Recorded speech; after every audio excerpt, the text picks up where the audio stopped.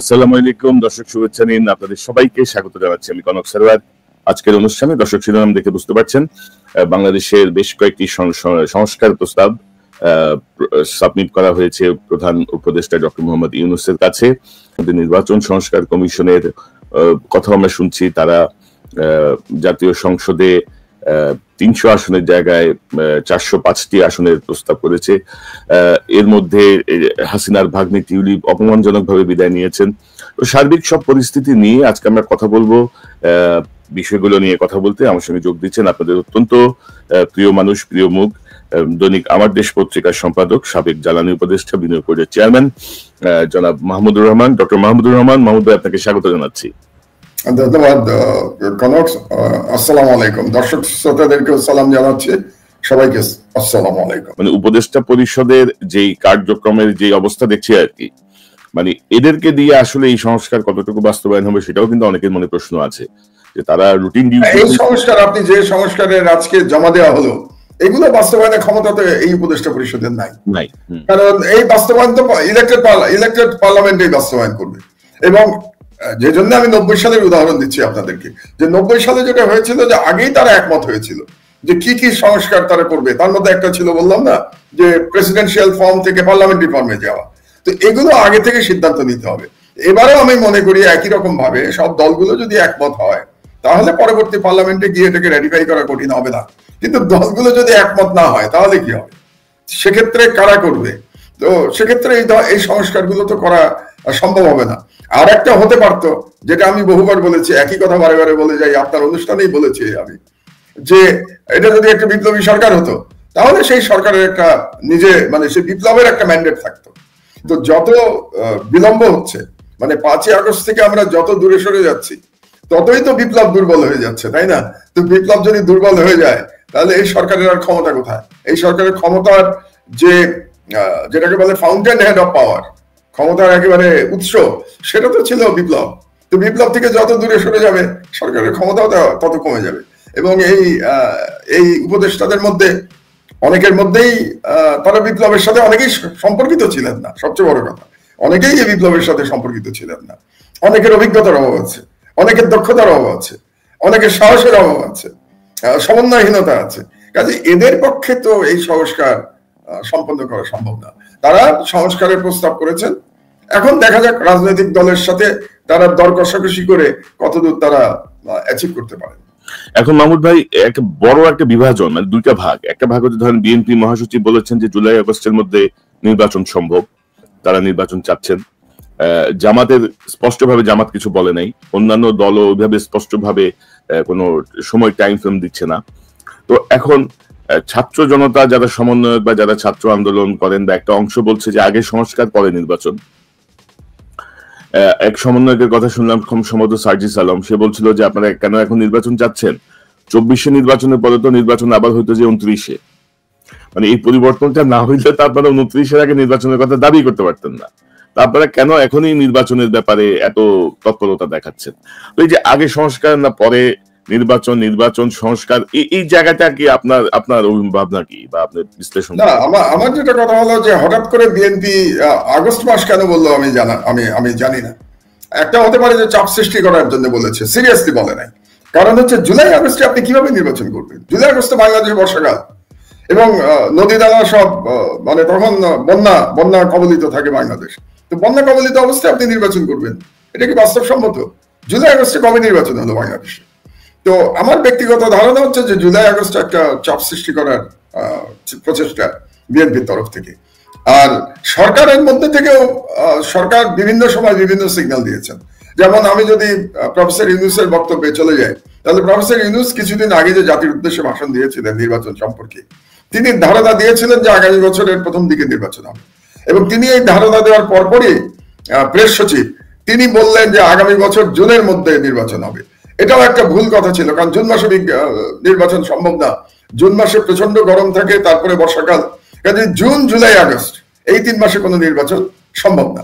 তো কাজেই ইউনূস সাহেব প্রথমে যেটা বলেছিলেন যে আগামী বছরের প্রথম দিকে নির্বাচন, সেই দিকে যদি সরকার সবাই একসুরে কথা বলতো, তাহলে আমি ধারণা করছি যে বিএনপিও হয়তো হঠাৎ করে আগস্ট মাসের থিওরি নিয়ে এসে তারা আসতো না। আরেকটি কথা আপনাদেরকে আমি বলতে চাই খুব পরিষ্কার ভাবে, নির্বাচন না সংস্কার, এটা একটা অনর্থক বিতর্ক। অনর্থক বিতর্ক কেন আমি বলছি, যে সংস্কার তো একটা অব্যাহত প্রক্রিয়া। সংস্কার কি কোনো সংস্কার কি শেষ করা যায়? শেষ করা যায় না সংস্কার। নির্বাচিত সরকার কিন্তু সংস্কার করতে হয়। কাজে একটার সাথে আর একটা আইদার অর না, আমি আইদার অরে বিশ্বাস করি না। সংস্কার এই সরকার করবেন, করে কিছু সংস্কার যেগুলো নির্বাচনের সাথে সম্পর্কিত সেগুলো কিন্তু করে ফেলতে হবে। সেই সংস্কার না করে তো আপনি নির্বাচনই করতে পারবেন না। একটা এক্সাম্পল দিই আপনাদেরকে, ভোটার লিস্ট যদি আপনি নতুন করে তৈরি না করেন, আপনি নির্বাচন কিভাবে করবেন? 2008 সালের পর থেকে বাংলাদেশের জনগণ ভোট দিতে পারে নাই, এবং এই সময়ের মধ্যে যাদের বয়স হয়েছে ধরেন এখন 35, তারা কিন্তু ভোট দেয় নাই। এবং এই ভোটে তো 18 বছর বয়স পর্যন্ত ছেলেরা ভোট দেবে। তো যাদের 18 বছর বয়স হয়েছে তাদের আপনি ভোটার লিস্টে ইনক্লুড করবেন না, বাড়ি বাড়ি যাবেন না? তো ভোটার লিস্টের কাজটা এখনো শুরুই হয় নাই। তো তাহলে কিভাবে বিএনপি আগস্ট মাস জুলাই মাসের মধ্যে নির্বাচন করবে বললো আমার জানা নাই। দ্বিতীয় হচ্ছে আরেকটা ব্যাপার আছে, আপনি আগে ভোটার লিস্ট করবেন, তারপরে একটা ডিলিমিটেশনের ব্যাপার আছে। ভোটার লিস্ট করবার পরে আপনার আসনটা ঠিক করতে হবে, কতগুলো আসন, আসনের সীমানা কি হবে, কতজন ভোটারের আসন হবে, এগুলো সব ঠিক করতে হবে। যেমন আপনার মনে আছে নিশ্চয়ই 2008 সালের আগে নির্বাচনের ঠিক আগ দিয়ে তৎকালীন 11 সরকার হঠাৎ করে ডিলিমিটেশন করে এমন ভাবে পরিবর্তন করলো যাতে আওয়ামী লীগের সুবিধা হয়। যে সমস্ত জায়গায় বিএনপির সমর্থন বেশি ছিল সেই সমস্ত জায়গায় তারা আসন কমিয়ে দিয়েছিল, আপনার নিশ্চয়ই মনে থাকার কথা। তো এখন কি ডিলিমিটেশন করে বিএনপিরই তো স্বার্থ হওয়া উচিত যে আগের ডিলিমিটেশনে ফিরে যাওয়া। একটা এক্সাম্পল দেই, মানিকগঞ্জের এক্সাম্পল দেই আপনাদেরকে। মানিকগঞ্জে সাধারণত বিএনপি জিততো, ঐতিহাসিকভাবে বিএনপি জিতে এসছে। সেই মানিকগঞ্জে হঠাৎ করে 4টা আসন ছিল মানিকগঞ্জে, 2008 সালে এটাকে 3টে আসন করে দেয়া হলো। তো এখন মানিকগঞ্জে কি আপনি 3টে আসনে বিএনপি নির্বাচন করতে চায়, নাকি বিএনপি চায় যে আগের মতো 4 আসন হয়ে যাবে মানিকগঞ্জ? তো এগুলো তো হবে যখন আপনি ভোটার লিস্ট সম্পন্ন করতে পারবেন। কাজে বিএনপি যে সারাক্ষণ নির্বাচন বলছে, এটাও এক ধরনের কি বলবো একঘেয়ে দাবি হয়ে যাচ্ছে নির্বাচনের ব্যাপারটা। নির্বাচন করবার জন্য যে সংস্কারগুলো দরকার সেই বিষয়ে কি বিএনপির কোনো বক্তব্য নাই? নাকি তারা চাচ্ছে যে আমার কোনো সংস্কারের দরকার নাই, নির্বাচনের সংস্কার দরকার নাই, বর্তমান অবস্থায় আগামীকাল নির্বাচন হয়ে যাবে আগের ভোটার লিস্টে? বিএনপি কি চায় যে আগের ভোটার লিস্টে নির্বাচন হবে, নতুন ইয়াংরা ভোট দেবে না? আপনি কি ইয়াংরা মানবে এটা? ইয়াংদের রক্তের উপর দিয়ে এই বিপ্লব হয়েছে, ইয়াংদের রক্তের উপর দিয়ে শেখ হাসিনা বাংলাদেশ ছেড়ে পালিয়েছে, পতন হয়েছে। তো এখন সেই ইয়াংদের আপনি ভোট নিশ্চিত না করে আপনি নির্বাচনের দিকে যাচ্ছেন, এটা তো একটা অবাস্তব শুধু দাবি না। আমি মনে হয় যে এটা যারা এটা বলতে চান, যদি কেউ বলতে চান যে যাদের 18 বছর বয়স হয়েছে তারাও যেন এবার ভোট দিতে না পারে, তাহলে এটা খুব অকৃতজ্ঞ আচরণ হবে, তাই না? আমি পত্রিকা যেটা দেখছি যে 20 জানুয়ারি থেকে ভোটার নাগাদ হাল নাগাদের কাজ শুরু হবে আর কি, তথ্য সংগ্রহ করবে, এবং তারা বলছে যে 30 জুনের মধ্যে কাজ শেষ হবে।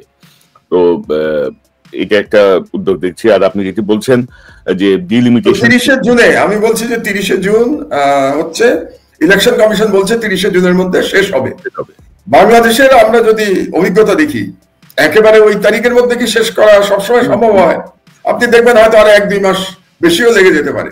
তো তা যদি লাগে তাহলে আপনার ভোটার লিস্ট শেষ করতেই তো জুলাই আগস্ট চলে আসবে। তো তারপরে ডিলিমিটেশনের প্রশ্ন আসবে, আরো 1-2 মাস লেগে যাবে ডিলিমিটেশন করতে। তাহলে এমনিতেই তো আপনি যদি খুবই গতিশীলতার সাথে আপনি নির্বাচন করেন, তাহলে নভেম্বরের আগে আপনি নির্বাচন কিভাবে করতে পারছেন? কাজেই বিএনপি, আমি মনে করি বিএনপি নিজেও বোঝে যে জুলাই আগস্টের যে দাবি তারা করেছে এটা বাস্তবসম্মত না। কাজেই আমার ব্যক্তিগত, আমি এটা অনেক আগে আপনার অনুষ্ঠানে বলেছিলাম যে আমি ব্যক্তিগতভাবে দেখতে চাই যে আগামী শীতে নির্বাচন হয়ে যাওয়াটা ভালো বাংলাদেশের জন্য। আগামী শীত বলতে নভেম্বর থেকে মার্চের মধ্যে, নভেম্বর থেকে ফেব্রুয়ারির মধ্যে, আমি বরং বলবো নভেম্বর থেকে ফেব্রুয়ারির মধ্যে নির্বাচন হয়ে যাওয়াটা সবার জন্য ভালো। তো এখন এটা এই সরকার করতে পারবে কিনা, আর দ্বিতীয়ত হচ্ছে যে বিএনপি এটা মেনে নেবে কিনা।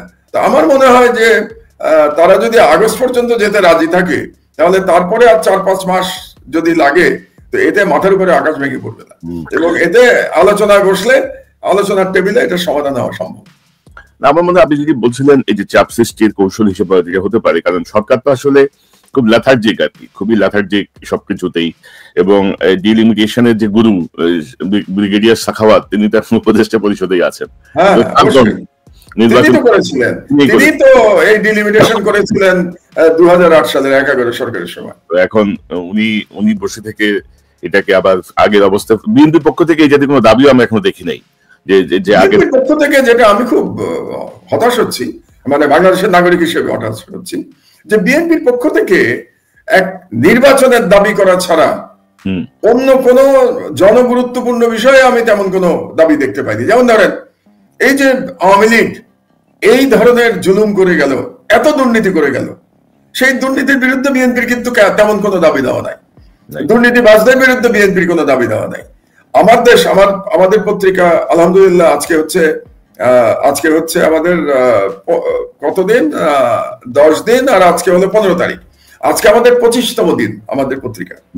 এই 25 দিনের মধ্যে আপনি যদি আমাদের লিড নিউজ গুলি যদি দেখে থাকেন, আপনি নিশ্চয়ই দেখেছেন, এই 25 দিন ধরে কিন্তু আমরা আওয়ামী লীগের দুষ্কর্ম একে একে তুলে ধরেছি, তাদের দুর্নীতি তুলে ধরেছি, তাদের গুম খুন তুলে ধরেছি, তাদের জুলুম তুলে ধরেছি, বিডিআর বিদ্রোহে হাসিনার সম্পর্ক আমরা তুলে ধরেছি। তো এই যে এতগুলো কাজ আমরা 25 দিনের মধ্যে করলাম, মাত্র 25 দিনের মধ্যে, এগুলো নিয়েও তো বিএনপির মধ্যে আমি কোনো আলোচনা দেখি না। বিএনপি এগুলো নিয়েও তো কোনো দাবি করে না। এমনকি আওয়ামী লীগের তারা যে বিচার করতে চায়, কার বিচার করতে চায়, কি বিচার করতে চায়, সেই বিষয়েও কোনো পরিষ্কার ধারণা আমরা এখন পর্যন্ত পাই নাই। আপনাকে একটা এক্সাম্পল দেই, এই যে পুতুল, শেখ হাসিনার মেয়ে, যাকে জালিয়াতি করে ওয়ার্ল্ড হেলথ অর্গানাইজেশনে WHO তে চাকরি দেওয়া হয়েছিল, তার চাকরি বাতিল করার দাবি আমি করেছি তুরস্ক থেকে বাংলাদেশে ফিরেই। ছাত্রলীগ নিষিদ্ধের দাবি আমি করেছি তুরস্ক থেকে বাংলাদেশে ফিরেই। কিন্তু এসব বিষয়ে তো বিএনপি নীরব ছিল। বরং কোনো কোনো ক্ষেত্রে দেখা গেছে যে তারা এই দাবিগুলোতে এক ধরনের অস্বস্তি বোধ করছে, তারা এগুলোকে সমর্থন করছে না। তো তারা কি আওয়ামী লীগের এই 15 বছরের দুঃশাসন, এগুলো নিয়ে তাদের কোনো বক্তব্য নাই? এগুলো নিয়ে আমি বক্তব্য কম দেখতে পাচ্ছি, অন্তত গত 5 মাস ধরে যতটা না বক্তব্য দেখতে পাচ্ছি নির্বাচন নিয়ে, যে যেন নির্বাচন করলেই সকল সমস্যার সমাধান হয়ে যাবে। ব্যাপারটা কি সেরকম? বাংলাদেশের অর্থনীতির অবস্থা আমাদের বুঝতে হবে না? বাংলাদেশে আমলাতন্ত্র বুঝতে হবে না? যেমন ধরেন এই সরকার, বিশ্বের যে কোনো সরকার যখন একটা বিপ্লবের পরে ক্ষমতা নেয়, তারপরে একটা শুদ্ধি অভিযান চলে আমলাতন্ত্রের ভিতরে। এই সরকার কোনো শুদ্ধি অভিযান করতে পারে নাই। কেন পারে নাই?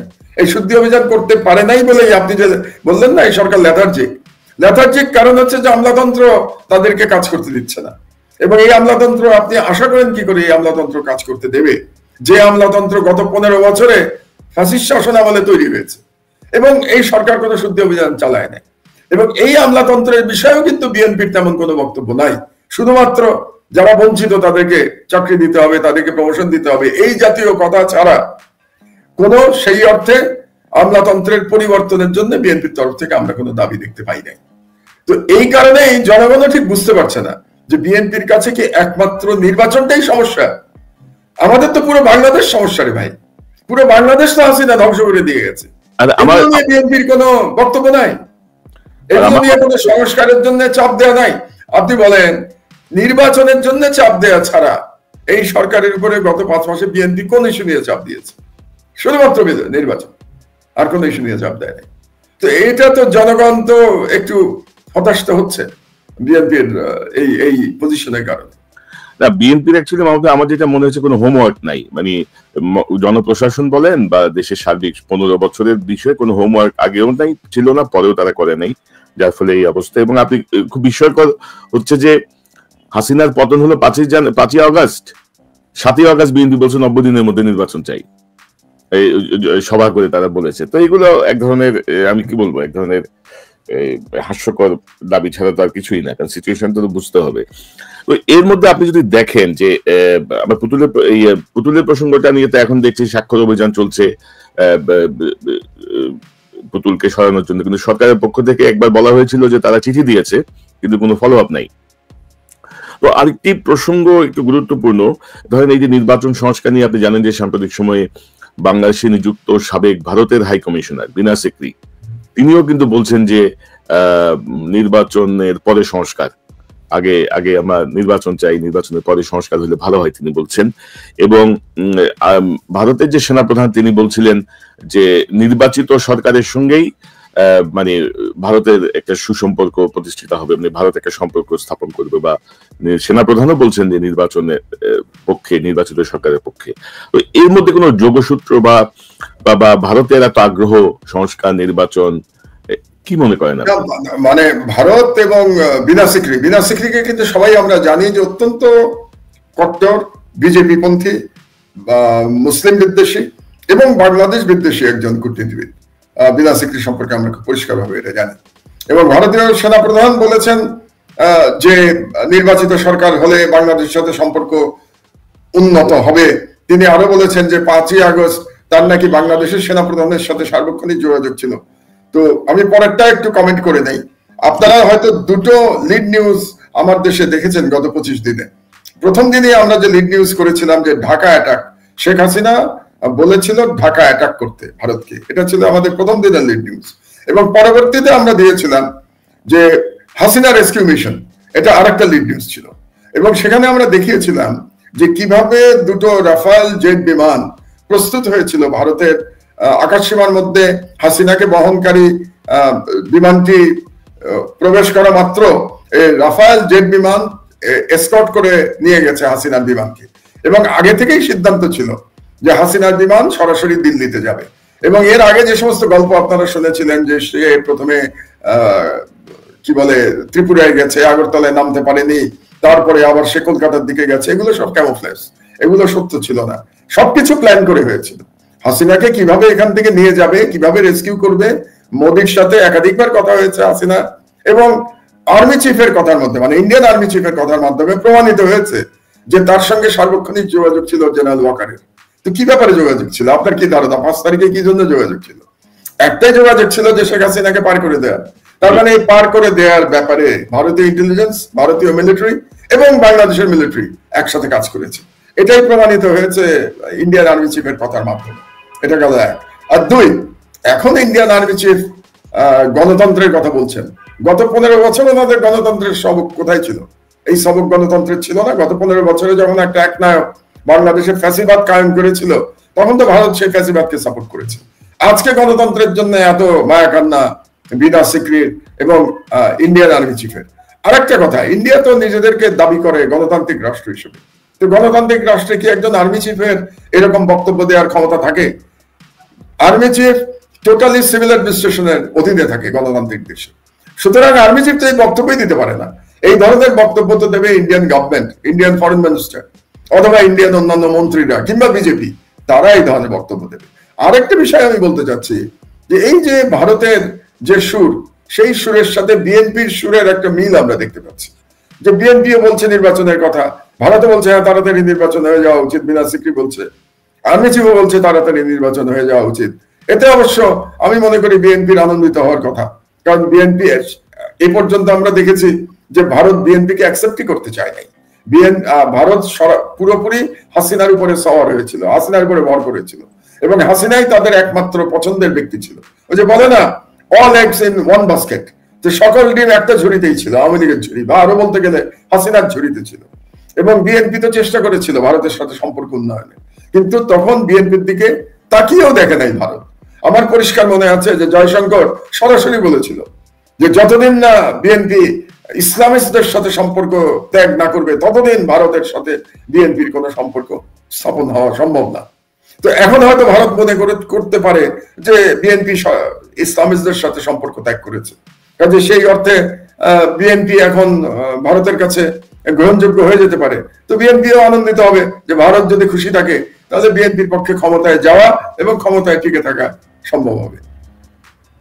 মানে আরেকটা ভয়াবহ রাজনৈতিক বিপর্যয়ের মুখে পড়ে কিনা এই দলটা, এটাই হচ্ছে চিন্তার বিষয় আর কি। কারণ 5ই আগস্টের পর থেকে একের পর এক যে ঘটনাগুলো ঘটছে, যে জামাতের সঙ্গে তাদের একটা বিশাল দূরত্ব বলবো না, মানে কনফ্রন্টেশন চলছে, রীতিমতো মানে দ্বন্দ্ব চলছে, তাদের দ্বন্দ্ব চলছে, দূরত্ব মানে মুখোমুখি সংঘর্ষের অবস্থা।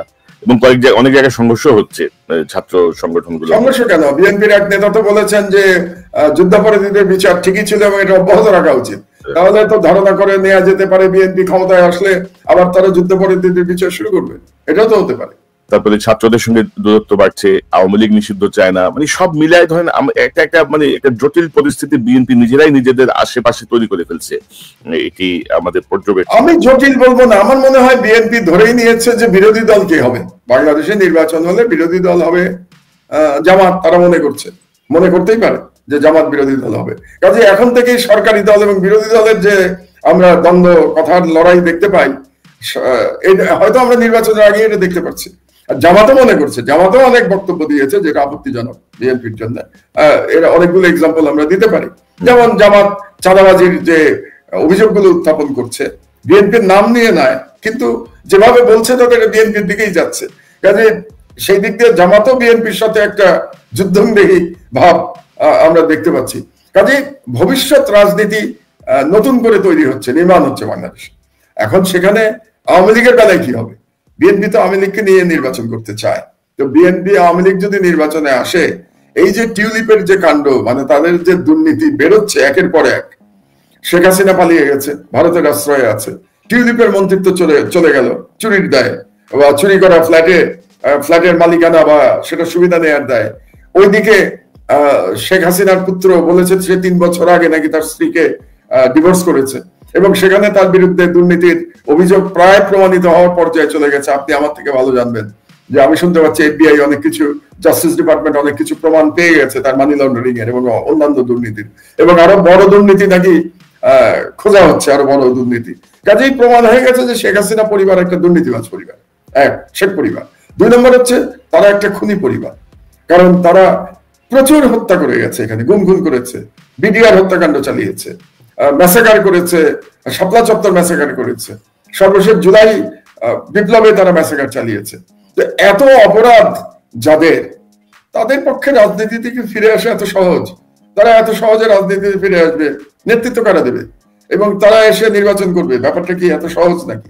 তো যদি আমরা ধরে নেই যে হ্যাঁ ঠিক আছে আওয়ামী লীগ নির্বাচনে আসবে এবং বিএনপিও চায় আওয়ামী লীগ নির্বাচনে আসুক, তো সেই অবস্থায় হয়তোবা বিএনপি চাইতে পারে যে আওয়ামী লীগই তাহলে বিরোধী দলে থাকুক, সেটাও তাদের প্রত্যাশা হতে পারে। আমি জানি না তাদের রাজনৈতিক কৌশল কি হবে, কারণ যদি আওয়ামী লীগ নির্বাচনে আসে তাহলে নির্বাচনে তো 4টি পক্ষ আমরা দেখতে পাচ্ছি। আপনি বলবেন 4 নম্বর পক্ষটা কি, সেটাতে আমি আসছি। 1 নম্বর পক্ষ তো আমরা দেখতে পাচ্ছি বিএনপি, এবং মনে করা স্বাভাবিক যে নির্বাচন হলে বিএনপি ক্ষমতায় যাওয়ার কথা, যাওয়া উচিত, না যাওয়ার আমি কোনো কারণ দেখি না, যদি না তার বিরাট কোনো ভুল করে ফেলে। 2 নম্বর হলো জামাত, 3 নম্বর আওয়ামী লীগ, চতুর্থ হচ্ছে ছাত্ররা। তারা তো বোঝাই যাচ্ছে যে তারা একটা দল করার দিকে অগ্রসর হচ্ছে, এবং তারা যদি দল করে এবং নির্বাচনে আসে তাহলে তাদেরও একটা দল থাকবে, যেটা খুব শক্তিশালী না হলেও ইয়াংদের একটা সাপোর্ট তো তাদের প্রতি আছে। আপনিও জানেন, আমিও জানি যে তরুণরা একটা পরিবর্তন চায় বাংলাদেশে। তো সব মিলে 4টে দলের মধ্যে যে নির্বাচন বা যে প্রতিদ্বন্দ্বিতা হবে আগামী নির্বাচনে, সেই নির্বাচনে বিএনপি চাইতে পারে যে আওয়ামী লীগ বিরোধী দলে থাকুক, জামাত 3 নম্বরে থাকুক, এটাও তাদের চাহিদা হতে পারে। এই জন্যই তারা এত আগে থেকে জামাতকে মেইনলি টার্গেট তারা করছে। আপনি দেখেন তাদের নেতাদের বক্তব্যে এখন যত না আওয়ামী লীগের বিরুদ্ধে তাদের বক্তব্য, তার থেকে বেশি বক্তব্য কিন্তু জামাতের বিরুদ্ধে। এবং আরেকটি জিনিস আপনাদেরকে স্মরণ করিয়ে দিই, আমার দেশ প্রকাশিত হওয়ার আগ পর্যন্ত আমি বহুবার আলাপ করেছি, বাংলাদেশের মিডিয়ায় কিন্তু এই আওয়ামী লীগের যে দুঃশাসন সেগুলো নিয়ে কিন্তু নিউজ বেরোচ্ছিল না বাংলাদেশের মিডিয়ায়। মানুষ ভুলেই গেছিল বাংলাদেশে যে হাসিনা কি করে গেছে। বেশিরভাগ আলোচনা হচ্ছিল বর্তমান সরকারের ব্যর্থতা নিয়ে। মিডিয়া সর্বদা আলোচনা করছিল ইউনূস সরকার কি ভুল করেছে, কিন্তু হাসিনা যে কি সর্বনাশ করে গেছে এই আলোচনা প্রায় বন্ধ হয়ে গেছিল। এই আলোচনা শুরু করেছে কিন্তু আমার দেশ আসার পরে গত 25 দিনে আমরা প্রতিদিন নিউজ করেছি লুটপাটের ব্যাপারে, শেখ হাসিনার এবং তার জুলুম, তার হত্যার ব্যাপারে। এবং আমার দেশ করার কারণে এখন অন্যান্য মিডিয়া বাধ্য হচ্ছে এই আওয়ামী লীগের দুঃশাসন নিয়ে নিউজ করবার জন্য। সেটা টেলিভিশনে হচ্ছে, সেটা প্রিন্ট মিডিয়াতে হচ্ছে। এবং আপনি শুনলে অবাক হবেন, কোন জাতীয় সংবাদপত্র এখন আমার দেশের সংবাদকে নকল করছে। এটা আশ্চর্য, এটা আমি দেখি নাই। আমি যতদিন ধরে মিডিয়ার সাথে আছি এটা আমি দেখি নাই। যেমন 2টো এক্সাম্পল দিই আপনাকে। আমাদের লিড নিউজ গুলো কন্টেন্ট তৈরি করে ইত্তেফাকের মতো একটা পত্রিকা তাদের ইউটিউবে চালাচ্ছে আমার দেশের লিড নিউজ। যুগান্তর তাদের ইউটিউবে চালাচ্ছে আমার দেশের লিড নিউজ। মানে এটা তো একেবারে, মানে কি বলবো, এটা তো অন্যায়, এটা তো আপনি করতে পারেন না। এবং আপনি যদি একটা জাতীয় দৈনিক হন, ইত্তেফাকের মতো পত্রিকা, সে কিভাবে আমার দেশের, এবং কোন কোন ক্ষেত্রে আমাদেরকে ক্রেডিটও দিচ্ছে না, আমাদের নিউজ তারা চালাচ্ছে, আমার দেশের নামও নিচ্ছে না, কোন কোন ক্ষেত্রে নিচ্ছে, কোথাও কোথাও তারা নিচ্ছে না।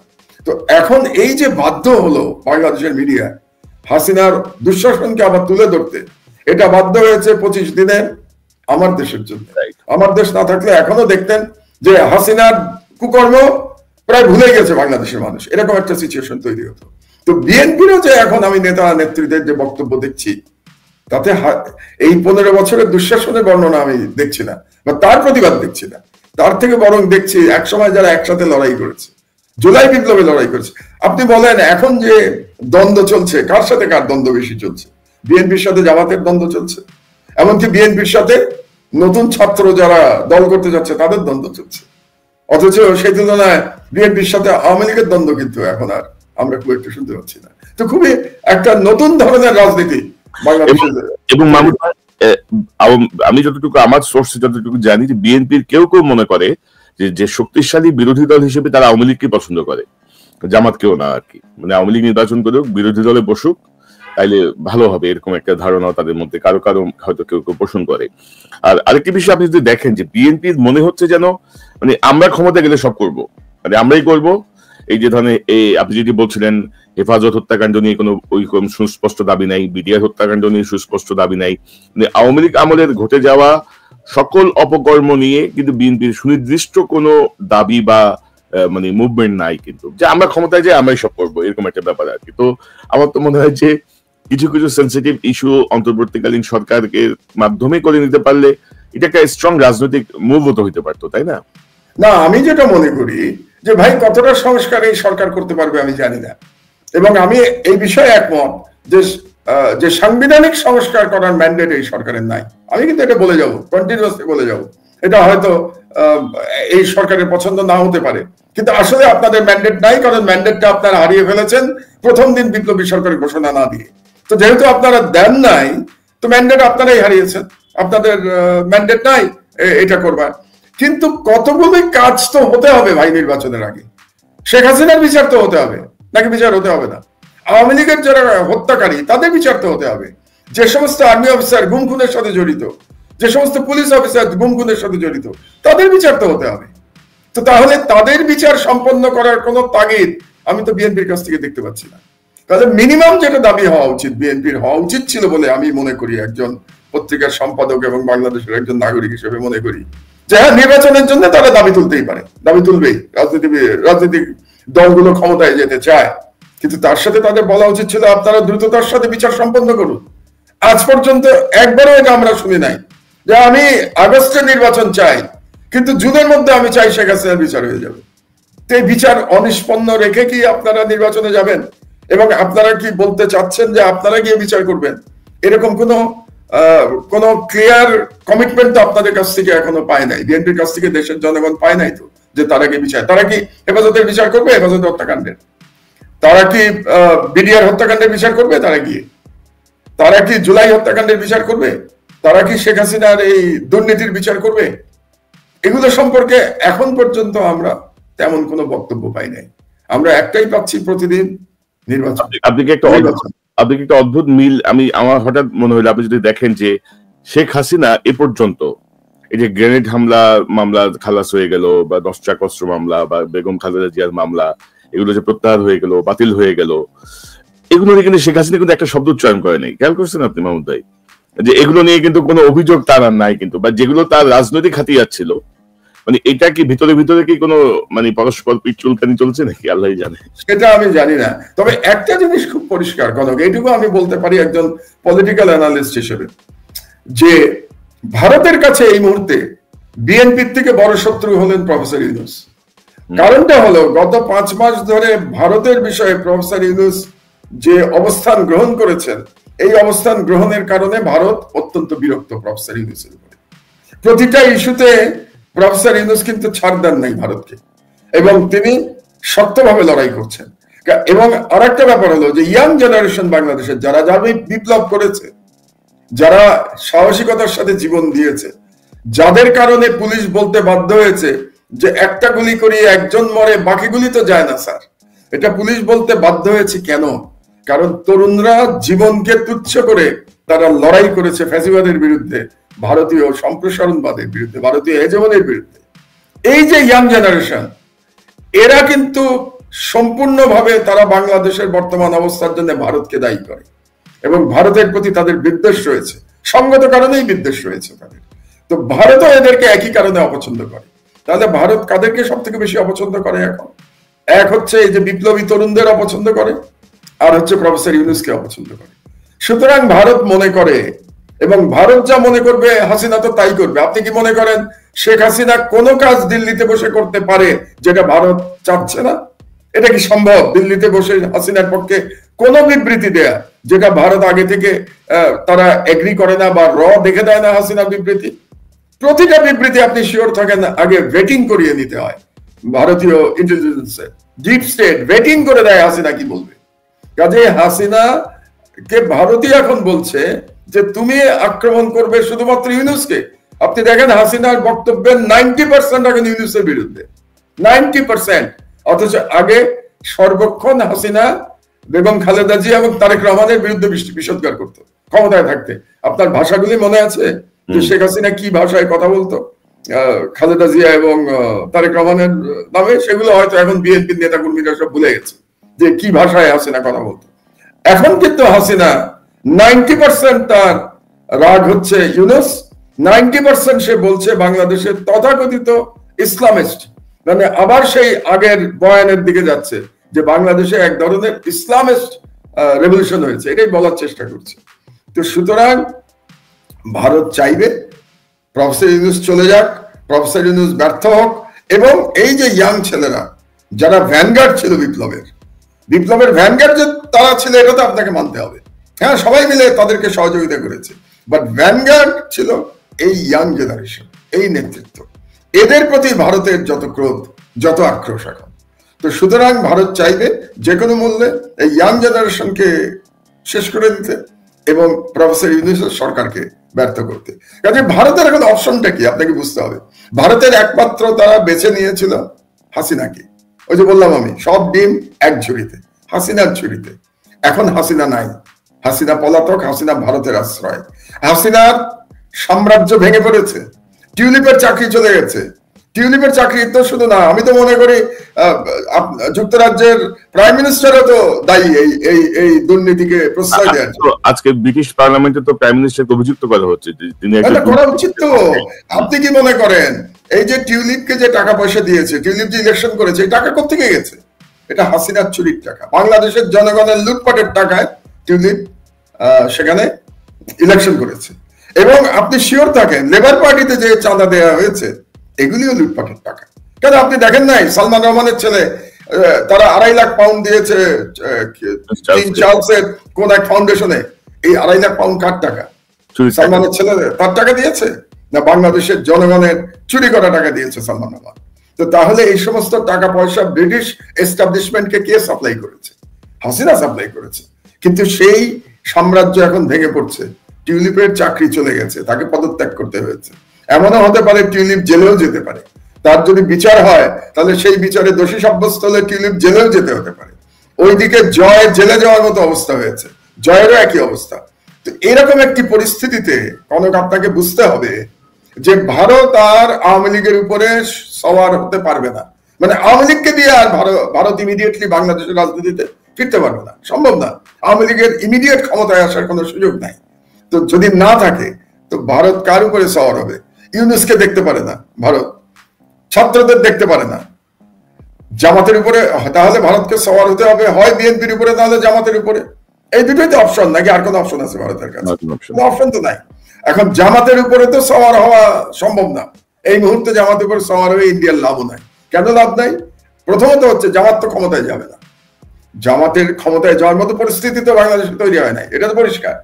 অনেকে অনেক কিছু আশা করতে পারে, কিন্তু বাস্তবতা হলো জামাত ক্ষমতায় যাবে না। তাহলে জামাতের উপর সওয়ার হয়ে লাভ কি? ভারতের কোনো লাভ নাই। তাহলে ক্ষমতায় কে যাবে? ক্ষমতায় যাবে বিএনপি। তাহলে ভারত যদি পলিটিক্স বোঝে তাহলে তার এখন বিএনপির উপরে সওয়ার হওয়া ছাড়া কোনো অল্টারনেটিভ নাই ভারতের। এখন বিএনপি কি ভারতকে অ্যাকসেপ্ট করবে কি করবে না সেটা বিএনপির রাজনীতির ব্যাপার। বিএনপি কি রাজনীতি করবে আমি জানি না, আপনি জানেন কিনা আমার জানা নাই, কিন্তু আমার জানা নাই যে বিএনপি কি রাজনীতি করবে। অতি অবশ্য বিএনপিকেই এখন মনে করবে যে আমার জন্য বিএনপি মন্দের ভালো। আপনি কি ব্যাপারটা বুঝতে পারলেন? বাংলাদেশের বর্তমান রাজনৈতিক বাস্তবতায় ভারতের জন্য বিএনপি মন্দের ভালো, যতদিন না আবার আওয়ামী লীগকে আবার এটাকে নিয়ে আসা সম্ভব হয়, সেই পর্যন্ত বিএনপি ছাড়া ভারতের আর কোনো অপশন নাই। মানে চোখের সামনে সিরিয়া যেভাবে আসাদের সহযোগীদের দমন করছে, তার একটা সম্পূর্ণ বিপরীত একটা অবস্থা বাংলাদেশে। আমরা তাদেরকে তোষণ করছি, পোষণ করছি, বসাচ্ছি, এবং নতুন যে ভোটারদের গ্রুপটা যুক্ত হতে যাচ্ছে ভোটার তালিকায়, এটা কিন্তু ভাই একটা বড় একটা ডিসিশন মেকিং এ ভূমিকা রাখবে কিন্তু ভোটের রাজনীতিতে। বিশাল, Bangladesh is a young country, জনসংখ্যার একটা বিরাট অংশ ইয়াং। তারা কাকে ভোট দেবে আপনি আমি জানি। আমি যদি এখন চিন্তা করি 91-এ বিএনপি এত % ভোট পেয়েছে, আওয়ামী লীগ এত % পেয়েছে, জামাত এত পেয়েছে, 96-এ এত পেয়েছে, ওই রেশিওতে এইবার ইলেকশন হবে, আমার মনে হয় ব্যাপারটা ঠিক না। কারণ ইয়াং জেনারেশন 2008-এর পরে ভোট দেয় নাই। এই ইয়াং জেনারেশন কাকে পছন্দ করে আপনি আমি এটা জানি না, কোনো আমাদের কাছে কোনো স্ট্যাটিস্টিক্স নাই। কাজেই আগামী নির্বাচনে আমরা বুঝতে পারবো যে আসলে ইয়াং জেনারেশন কাদেরকে ক্ষমতায় দেখতে চায়। ওই যে আমরা যেটা ধরতাম না যে 30% অমুকের ভোট ব্যাংক, 40% অমুকের ভোট ব্যাংক, এই কনসেপ্টটা সম্ভবত এই নির্বাচনে কিন্তু কার্যকর হবে বলে মনে হয় না আর কি। নতুন যারা ঢুকবে কিছু ক্ষেত্রে হবে, যেমন ধরেন আমি মনে করি আরবান এলাকায় হতে পারে, কারণ আরবান না সরি রুরাল এলাকায় হতে পারে, গ্রামে হতে পারে। গ্রামে মার্কা দেখে ভোট দেয়, গ্রামে ব্যক্তির থেকে কিন্তু মার্কা দেখে ভোট দেয়, ধানের শীষ, নৌকা, দাড়িপাল্লা। কিন্তু আরবান এলাকায়, শহর অঞ্চলে যেখানে ইয়াং ভোটার বেশি, শিক্ষিত ভোটার বেশি, সেখানে ভোটিং প্যাটার্ন অন্তত আমি তো ভাই বলতে পারবো না যে ভোটিং প্যাটার্ন কি হবে। সেটার জন্য এবারে নির্বাচনের জন্য আমাদের অপেক্ষা করতে হবে যে ভোটিং প্যাটার্ন কি হয়। আবার ধরেন বিএনপির ভারপ্রাপ্ত চেয়ারম্যান তারেক রহমান সাহেব যা বলছেন, মানে তার বক্তব্যে মাঠে যারা বক্তব্য দিচ্ছেন, মানে এটার মধ্যে কিন্তু অনেক ধরনের মানে কি বলবো, মানে ফলো করছেন না কিন্তু তারা। আমি জানি না, এটা তাদের স্ট্র্যাটেজিও হতে পারে যে চেয়ারপারসন যেটা বলছেন মাঠের বক্তব্য যদি ভিন্ন হয়ে থাকে, আমি জানি না ভিন্ন কিনা, ভিন্ন হয়ে থাকলে এটা পলিটিক্যাল স্ট্র্যাটেজিও হতে পারে। এক একজনকে দিয়ে এক এক কথা বলানো কিন্তু part of the political strategy. আর দুই হচ্ছে যে মাঠের বক্তব্য যদি আমরা দেখি, তাহলে মাঠের বক্তব্যে মনে হচ্ছে যে বিএনপি দুই দলকে তারা প্রধান প্রতিদ্বন্দ্বী ধরে নিয়েছে। একটা হচ্ছে জামাত এবং আরেকটা হচ্ছে তরুণরা, এরা হচ্ছে মেইন প্রতিদ্বন্দ্বী। তারা আওয়ামী লীগ সম্পর্কে খুব একটা চিন্তা করছে না। এটা আরেকটা কারণে হতে পারে, তারা মনে করছে আওয়ামী লীগ আর কোনো ফ্যাক্টর না বাংলাদেশে আপাতত। তো যদি ফ্যাক্টর না হয় তাদের সম্পর্কে মাথা ঘামিয়ে কি লাভ? কাজে ফ্যাক্টর যারা জামাত এবং নতুন মানে তরুণ যারা আসছে, তাদের বিরুদ্ধেই বিএনপির অধিক বক্তব্য আমরা দেখতে পাচ্ছি। মানে বিএনপির নির্বাচন নিয়ে আমার খুব মজা লাগে। যেমন গত বছর আপনি যদি একটা বছর আগে ফিরে যান, মানে 2024 সালের জানুয়ারি মাসে, আমরা তো জানুয়ারিতেই 2025-এর জানুয়ারিতে আমরা সারাক্ষণ শুনতাম উন্নয়ন উন্নয়ন উন্নয়ন উন্নয়ন, এইটা শুনতাম এখন, তাই না? সারাক্ষণ হাসিনার মুখে উন্নয়ন উন্নয়ন। আর এখন শুনছি খালি নির্বাচন নির্বাচন নির্বাচন, বিএনপির মুখে শুনছি নির্বাচন নির্বাচন। মানে মজাই লাগছে আমার কাছে, বুঝলেন? যে এক বছরের ব্যবধানে আগে উন্নয়ন উন্নয়ন ছিল, এখন শুধু নির্বাচন নির্বাচন নির্বাচন। তবে সার্জিস যে কথাটা বলছে, যেটা আমি প্রথমের দিকে বলছিলাম যে 2024-এর পরে তো নির্বাচন হতো 29-এ, তারপরে এত ব্যাকুল হয়ে গেলে তো সমস্যা। এবং এই ঘটনা বলা আমি সমর্থন করি না, মানে 29-এর চিন্তা তো করা উচিত না। আমার কথা হচ্ছে যে এখানে বছর গুরুত্বপূর্ণ না, গুরুত্বপূর্ণ হচ্ছে যে আমি কি কাজগুলো করবো। আমি কি 2029 পর্যন্ত বসে থাকবো, কোনো কাজ করবো না, আমি 2029 নির্বাচন দেবো, ব্যাপারটা না। যে আমার যে সংস্কারগুলো নির্বাচনের জন্য করা দরকার, আমার কি বোঝাতে পারলাম যে সঠিক নির্বাচন হওয়ার জন্য যে সংস্কারগুলো করা দরকার, সেই সংস্কারগুলো সম্পন্ন করতে হবে। এক, দুই, হাসিনা এবং আওয়ামী লীগের দুষ্কর্মের বিচার হতে হবে। এই দুটো সম্পন্ন হওয়ার পরে আমরা নির্বাচনে যাব, এটা আমার ব্যক্তিগত মতামত। এই দুটো কাজ হবে, নির্বাচনে যাব। তার জন্য যদি 1 বছর লাগে 1 বছর লাগবে, তার জন্য যদি 1.5 বছর লাগে 1.5 বছর লাগবে, তার জন্য যদি 6 মাস লাগে ফের না 6 মাস পরে নির্বাচন হবে। কিন্তু এই দুটো কাজ সম্পন্ন না করে নির্বাচনে যাওয়ার আমি তো কোনো সুযোগ দেখি না। যে কি করে আপনি নির্বাচনে যাবেন এই দুটো কাজ?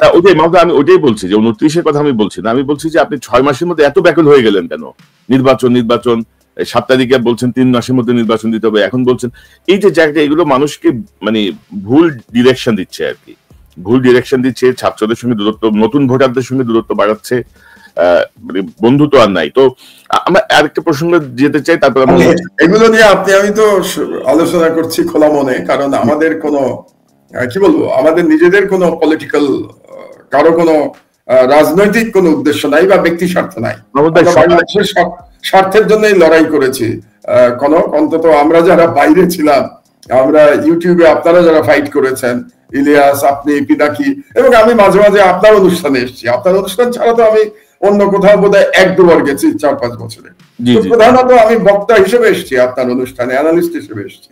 তো আমরা যারা লড়াই করেছি, আমরা হাসিনার থেকে মুক্তি চেয়েছিলাম, বাংলাদেশে হাসিনার ফ্যাসিবাদ থেকে মুক্তি চেয়েছিলাম, আমরা ভারতীয় হেজিমনির থেকে মুক্তি চেয়েছিলাম। এটাই আমাদের লড়াই ছিল।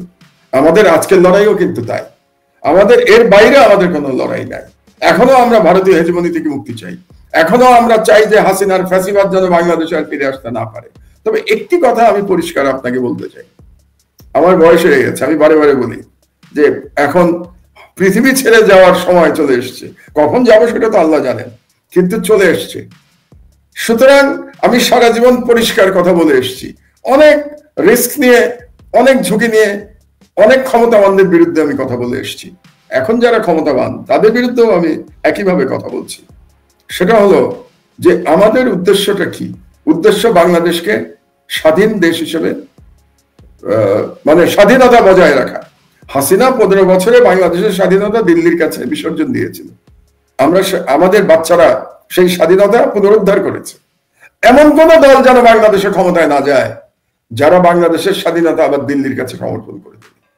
এবং সেরকম যদি পরিস্থিতি হয়, অন্তত আমি তো আমার শেষ বিন্দু রক্ত থাকা পর্যন্ত কনক আমি লড়াই করে যাব, যেন যদি সেরকম কোন পরিস্থিতি হয় যে বাংলাদেশে আবার ভারতীয় হেজিমনি প্রতিষ্ঠিত হবে, তার বিরুদ্ধে আমার লড়াই মৃত্যু পর্যন্ত চলবে।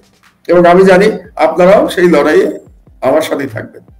না, অবশ্যই মাহমুদ ভাই। এবং ধরেন যে মূল জায়গাটা হচ্ছে যে এত রক্তপাতের পরে শুধুমাত্র নির্বাচন বা এইসব দাবি নিয়ে যদি বিএনপি আগায়, বিএনপিও ক্ষতিগ্রস্ত হবে, একটি গুরুত্বপূর্ণ রাজনৈতিক দল ক্ষতিগ্রস্ত হবে, এবং বারে বারে মানুষ বুকের রক্ত দেওয়ার জন্য নেমে আসবে না রাস্তায়, পরিবর্তনের জন্য নেমে আসবে না। আর আপনি যেটি বলছিলেন মাহমুদ ভাই, you are knocking 70 maybe, doctor 85, এমন কোন বয়সই হয়নি আর কি বলা চলে সেদিক থেকে। আপনি বয়স হয়ে গেছে বারবার, এই কথাটা আমার মনে হয় আপনি বললেন না মাহমুদ ভাই, ডক্টর ইউনুস 85। এবং আপনি একটি লেখা লিখেছেন গতকাল আপনার পত্রিকায়, যে জুলাই দর্শনের বিপ্লব ও রাজনীতি, দীর্ঘ লেখা, আপনি লেখাটি লিখেছেন। তো প্রোক্লামেশনের কথা আমরা শুনছি, এটি নিয়ে আপনার বক্তব্যটা নিয়ে আমি একটু শেষ করতে চাই। যে প্রোক্লামেশন নিয়ে বোধহয় আজকে একটা মিটিং হওয়ার কথা, আমি জানি না। আমি কিন্তু এই দর্শনটাই ব্যাখ্যা করার চেষ্টা করেছি আমার লেখায়। আপনি তো পড়েছেন, খুব ইন্টারেস্টিং যে আপনি এই লেখাটা নিয়ে আসলেন এখন এই মুহূর্তে। এখানে জুলাই বিপ্লবের দর্শনটা আমি কি দেখার চেষ্টা করেছি, এবং এই লেখার মধ্যে আমি যেটা বলেছি যে বাংলাদেশের রাজনীতিতে 4টি ঘটনা খুব গুরুত্বপূর্ণ। একটা হচ্ছে, আমি স্বাধীনতা উত্তর বাংলাদেশের কথা বলছি। একটা হচ্ছে 75 সালে শেখ মুজিবের পতন। 2 নম্বর হচ্ছে 75 সালে সিপাহী জনতার বিপ্লব। 3 নম্বর হচ্ছে 1981 সালে ভারতপন্থী সামরিক বাহিনীর সদস্যদের দ্বারা প্রেসিডেন্ট জিয়াউর রহমানকে হত্যা। 3 নম্বর। 4 নম্বর হচ্ছে 90 সালের গণঅভ্যুত্থান। এরপরে চলে আসলো এবার জুলাই বিপ্লব। আমাদের দুর্ভাগ্য হচ্ছে যে ওই 4টা যে ঘটনা, এবং তার মধ্যে বিশেষ করে 1975 সালের যে সিপাহী বিপ্লব এবং 1990 সালের যে গণঅভ্যুত্থান, এই দুটো নিয়ে আমাদের সেইভাবে আমরা কোনো তথ্য হাজির করতে পারি নাই। যেমন ধরেন সিপাহী বিপ্লব নিয়ে যদি আমরা আলোচনা করি, যে আমরা 75-এর সিপাহী বিপ্লবের পরে কিন্তু এক এক দলকে এটাকে ভিন্নভাবে ব্যাখ্যা করতে দেখেছি। আমরা যারা সেটার পক্ষে ছিলাম, আমরা বলেছি এটা একটা বিপ্লব ছিল, এটা সিপাহী জনতার অভ্যুত্থান ছিল। আর অন্য দল যারা, যে বিশেষত আওয়ামী লীগ, তারা বলেছে এটা অভ্যুত্থান ছিল না, এখানে সামরিক বাহিনীর কর্মকর্তাদের হত্যা করা হয়েছে। খালেদ মোশাররফপন্থীরা এভাবেই তারা ব্যাখ্যা করেন 75 সালের 7ই নভেম্বরের ঘটনাকে। তারপরে 90 সালের গণঅভ্যুত্থানের পরেও কিন্তু আমরা গণতন্ত্র ধরে রাখতে পারি নাই। তার 15 বছর পরে আবার 1/11 এসে মার্কিন যুক্তরাষ্ট্র এবং ভারত মিলে আমাদের গণতন্ত্র হরণ করেছে। এটাই ইতিহাস। এবারের বিপ্লবের যদি একটা বয়ান, একটা দর্শন, একটা ফিলসফি এন্ড এটা রাজনীতির একটা ব্যাখ্যা যদি হাজির করা না যায়, তাহলে কে জানে আজ থেকে 10 বছর পরে এই বিপ্লবেরও ভিন্ন ভিন্ন ব্যাখ্যা হবে, এই বিপ্লব নিয়েও মানুষ বিভ্রান্ত হবে। এই জন্যই আমি মনে করি এই জুলাই বিপ্লবের একটা প্রকৃত ফিলসফি, প্রকৃত পলিটিক্যাল ন্যারেটিভ তৈরি করা প্রয়োজন। দুর্ভাগ্যবশত এই কাজটি কিন্তু এখন পর্যন্ত ইউনূস সরকার কিংবা যে ছেলেরা নেতৃত্ব দিয়েছে, যারা দল করতে চাচ্ছে, তারা এখন পর্যন্ত হাজির করতে পারে নাই। শুধু একটা প্রক্লেমেশন দিলে তো হবে না, তারা যে নতুন রাজনৈতিক বন্দোবস্তের কথা তারা বলে, আপনি দেখবেন ইয়াংদের বক্তৃতায় প্রায়ই শুনবেন নতুন রাজনৈতিক বন্দোবস্ত। বন্দোবস্তটা কি সেটা কি বলেছে জনগণকে? তারা এখনো প্রায় 6 মাস হতে চললো, তারা বলে নাই। আমি আমার আজকের লেখায়, আজকে যেটা ছাপা হয়েছে, ইনফ্যাক্ট আজকেই ছাপা হয়েছে আমার মন্তব্য প্রতিবেদন, সেটাতে এটাই আমার মতো করে একটা ব্যাখ্যা দেওয়ার চেষ্টা করেছি যে জুলাই বিপ্লবটা কি ছিল, জুলাই বিপ্লবটা কি হলো। যেমন ধরেন সেখানে একটা মেয়ের কথা লিখেছি, বাচ্চা মেয়ে, আমার মেয়ের মতো। সে বলেছে পিছনে পুলিশ, সামনে স্বাধীনতা, আমি স্বাধীনতার দিকে এগিয়ে গেছি। কি চমৎকার কথা, ভাবতে পারেন, পিছনে পুলিশ, সামনে স্বাধীনতা। তার মানে কি, সে নিজের স্বাধীনতা এবং রাষ্ট্রের স্বাধীনতা দুইটার কথাই কিন্তু বলেছে, নিজের freedom and the sovereignty of the country. আরেকটা চিন্তা করে স্লোগান, দিল্লি না ঢাকা, ঢাকা ঢাকা। এই স্লোগান আমরা শুনছি 2024 সালে এসে, এই স্লোগান দিয়ে বাচ্চারা জীবন দিতে বেরিয়ে গেছে। তাহলে কার বিরুদ্ধে লড়াই করেছে তারা? দিল্লির হেজমনের বিরুদ্ধে লড়াই করেছে। তাহলে এই যে পলিটিক্যাল ফিলসফি, এটাকে হাজির করা দরকার। তো আমার মনে হয় এটা যত দেরি করছে ছেলেরা, তত ভুল করছে। তারা দল করবে কি করবে না এই ব্যাপারে আমার কোনো মন্তব্য নাই। তারা করবে কি করবে না, করলেই এটাও তো এক ধরনের কিংস পার্টি তো হবে, তাই না? মানে সরকারের সমর্থন নেই তো তারা পার্টি করবে, তো কিংস পার্টি হবে তারা। তো তারা কিভাবে করবে, কখন করবে, কেমন করে করবে আমার জানা নাই। কিন্তু আমি যেটা চাই যে বিপ্লবের একটা রাজনৈতিক বয়ান তারা তাড়াতাড়ি যেন নিয়ে আসে। সেটা কি প্রক্লেমেশনের মাধ্যমে আনবে নাকি একটা পলিটিক্যাল ফিলসফির মাধ্যমে আনবে, এটা তাদের ব্যাপার, কিন্তু এটা আসা উচিত।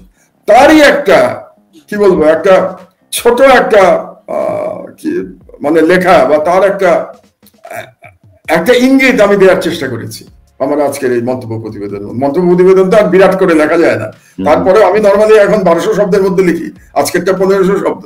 তো এর মধ্যে আমি একটা দেওয়ার চেষ্টা করেছি জাতির উদ্দেশ্যে, জাতির কাছে আমি কিভাবে দেখি এই বিপ্লবটাকে, সেটা আমি বলার চেষ্টা করেছি। ছেলেরা কিভাবে দেখে এটা তো ছেলেরা নিয়ে আসবে, তো আমরা অপেক্ষা করছি। এখন প্রক্লেমেশন সরকার বলেছে তারা করবে, আমার সন্দেহ আছে কোন এই সরকার এখন আর প্রক্লেমেশন দিতে পারবে কিনা। কারণ সরকার কি বলেছে, তারা প্রক্লেমেশন দেবে সব দলের সাথে আলোচনা করে। আপনি মনে করেন এটা পসিবল? এই দলের সাথে আলোচনা করে সরকার প্রক্লেমেশন দেবে? ইম্পসিবল। কারণ এই ছেলেরা প্রক্লেমেশনের একটা ঘোষণা দেওয়াটাও তাদের হয়তো ভুল হয়েছে, তারা যদি সিরিয়াস না হয়ে থাকে, দিয়ে আবার পিছিয়ে যাওয়া, এটাও তাদের ভুল হয়েছে। এবং এখন আমার মনে হয় এক ধরনের ব্যাপারটা হয় না, একটা দোদুল্যমান অবস্থায় চলে গেছে। কাজে তারা যে সত্যি প্রক্লেমেশন হাজির করতে পারবে কিনা আমার সন্দেহ আছে। এবং আমার ধারণা শেষ পর্যন্ত হয়তো ছেলেরাই একটা কিছু নিয়ে আসবে, সরকার পারবে না। সরকার কোনো প্রক্লেমেশন আনতে পারবে আমি মনে করি। আনলে পরে দেখবো, আনলে পরে আমি ভুল প্রমাণিত হবো আর কি। তো সেটার জন্য আমি অপেক্ষা করে আছি। আপনার আগামীকালকেই তো একটা বৈঠক হওয়ার কথা শুনতে পাচ্ছি এই প্রক্লেমেশনের ইস্যুতে, তো দেখা যাক কি হয়। তবে আপনাকে ধন্যবাদ মাহমুদ ভাই, আপনি সারাদিন অনেক কাজের পরেও অনেক রাতেও আমাকে সময় দিয়েছেন, আপনাকে অসংখ্য ধন্যবাদ। একটি বিষয় শুধু আমি আপনার মাধ্যমে জানাতে চাই যে টিউলিপ প্রসঙ্গে অনেকেই আওয়ামী লীগ থেকে প্রচারণা চালাচ্ছেন যে সঠিক তদন্তের স্বার্থে নাকি টিউলিপ পদত্যাগ করেছেন, তদন্তকে প্রভাব মুক্ত রাখতে। এবং আমি এই সংক্রান্তে একটু তথ্য পেয়েছি, যেটি হচ্ছে যে যিনি যে লাউরি ম্যাগনাস, যিনি তদন্ত করছেন স্বাধীন ইন্ডিপেন্ডেন্ট, তিনি প্রধানমন্ত্রী স্টারমারকে লিখেছেন যে টিউলিপ এবং ক্রসে তার ফ্ল্যাটের মালিকানার উৎস সম্পর্কে জানতেন না। তিনি ধারণা করেছিলেন যে তার মা বাবা ফ্ল্যাটটি তাকে কিনে দিয়েছিলেন, অথচ ভূমি রেজিস্ট্রি হস্তান্তর ফর্মে টিউলিপের সই রয়েছে বলেও জানানো হয়। অর্থাৎ এটি অলমোস্ট প্রমাণিত যে টিউলিপ। এই যে যিনি তদন্ত করছেন তিনিও কি আমাদের বোকা মনে করেন? তিনি যে বলছেন যে টিউলিপ মনে করেছিলেন যে তার বাবা মা এটা কিনে দিয়েছিলেন, এটা একটা বিশ্বাসযোগ্য ব্যাপার। আপনার বাবা মা যদি আপনাকে একটা ফ্ল্যাট কিনে দেয় কোনো আমেরিকার মতো জায়গায়, আপনি জানবেন না যে এই ফ্ল্যাটটা আপনার বাবা মা কি সত্যি কিনে দিয়েছে নাকি এটা ঘুষের টাকায় হয়েছে, না এটা ঘুষ দিয়েছে, এটা আপনি জানবেন না। এটা আপনি না জানলে আপনি এমপি হওয়ার উপযুক্ত না। টিউলিপ তো এমপি ছিল, মন্ত্রী ছিল। তাহলে তিনি কি এতই বোকা যে তিনি জানেন না যে এই বাড়িটা তার বাবা মার না, এই বাড়িটা ঘুষে? তিনি অবশ্যই জানতেন, এবং এটা তো খুব সামান্য ঘুষ টিউলিপের। টিউলিপও দেখেন আমি শিওর মিলিয়ন মিলিয়ন ডলার ঘুষ নিয়েছে। এই বাড়িটার দামও তো বোধহয় মিলিয়ন ডলার, তো এর মিলিয়ন পাউন্ড, সরি, টিউলিপ দেখবেন মিলিয়ন মিলিয়ন পাউন্ড ঘুষ নিয়েছে। কাজেই টিউলিপের দুর্নীতি প্রমাণিত। শেখ পরিবার একটা দুর্নীতিবাজ পরিবার, এবং তার চুরির জন্যই তিনি পদত্যাগ করতে বাধ্য হয়েছেন। আমার মনে হয় কিছুদিনের মধ্যেই আপনারা দেখতে পাবেন যে টিউলিপের নামে আরো অনেক কিছু বেরিয়ে আসবে। তখন লেবার পার্টি যারা এখন ক্ষমতায় আছে তারা অনেক বিব্রতকর অবস্থায় পড়বে বলেই আমার ধারণা, এবং প্রাইম মিনিস্টার নিজেও বিব্রতকর অবস্থায় পড়বে। প্রাইম মিনিস্টার অলরেডি আজকে প্রশ্নের সম্মুখীন হয়েছেন। বাট আরেকটা বিষয় হচ্ছে যে আমি ধরেন লন্ডনে বিএনপি যেসব নেতাকর্মী তাদের মধ্যে কোনো মুভমেন্ট আমি দেখছি না, কিন্তু এটা কিন্তু হওয়া উচিত ছিল। টিউলিপ নিয়ে একটা দাবি জানানো, আমরা তো এতক্ষণ এটাই আলাপ করলাম যে আওয়ামী লীগ নিয়ে বিএনপির মনে হচ্ছে কোনো উৎসাহ নাই। এবং আপনি দেখেন যে সিলেটের মেয়র কি আনোয়ার বোধহয় হত্যা মামলার আসামি, সেও কিন্তু পালিয়ে গেছে, সেও কিন্তু স্টামারের ডিনারে অ্যাটেন্ড করেছে, এরকম ছবি আমরা দেখেছি। তো এগুলো তো জানাতে হবে, এইসব দেশে এই দাবিগুলোতে কাজ হয়, মানে তার গুরুত্ব সহকারে নেয়। যে আরেকটা আপনাকে মনে করিয়ে দিই, যখন শেখ হাসিনা মানে ভুয়া প্রধানমন্ত্রী ছিল, আমি ভুয়াই বলি, ভুয়া প্রধানমন্ত্রী ছিল, সেই সময় সে ইংল্যান্ডে গেছিল কোনো প্রোটোকল ছাড়া, এবং তার সাথে তখন কনজারভেটিভ পার্টির কেউ দেখা করে নাই। তার সঙ্গে একমাত্র দেখা করেছিল স্টারমার। স্টারমার তখন বিরোধী দলের নেতা। আপনি কি মনে করেন স্টারমার হাসিনার সাথে দেখা করেছিল লেনদেন ছাড়া? আমি খুব পরিষ্কার ভাবে বলছি, ব্রিটেন হয়তো আমাকে কখনো ভিসা দেবে না, আমার কিছু যায় আসে না, ব্রিটেনে যাওয়ার কোনো ইচ্ছা আমার নাই। আমি নিশ্চিত যে লেবার পার্টিতে প্রচুর ডোনেশন টিউলিপ দিয়েছে, এবং সেগুলো সবই বাংলাদেশের জনগণের টাকা, এবং এটা স্টারমার জানে। এবং স্টারমার জানে বলেই স্টারমার টিউলিপকে যতদিন সম্ভব তাকে শেল্টার দিয়েছে। এখন যখন স্টারমারের পক্ষে আর সম্ভব হয় নাই, তখন টিউলিপ পদত্যাগ করতে বাধ্য হয়েছে। তবে যাই হোক, ইংল্যান্ড তো একটা গণতান্ত্রিক রাষ্ট্র। আমার ধারণা শুধু টিউলিপকে না, স্টারমারকেও অনেক প্রশ্নের উত্তর দিতে হবে।